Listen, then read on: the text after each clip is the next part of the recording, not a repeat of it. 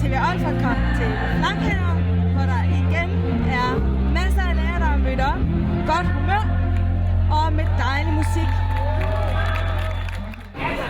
Det er sådan i bokseverdenen, der har man Mikkel. På Islands Brygge, der har man Linse. Lærerforeningen, der har vi en helt anden Kessler. Og det er Anne-Mette Kessler, hun kommer her!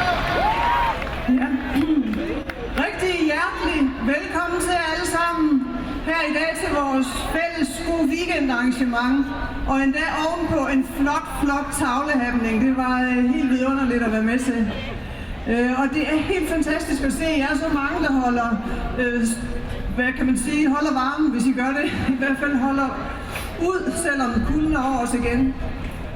Og det er mig en ekstra stor glæde at stå her i dag, fordi vi har lavet det her i fællesskab. Alle vi lærer. Jeg vågnede en morgen og troede, jeg skulle på job.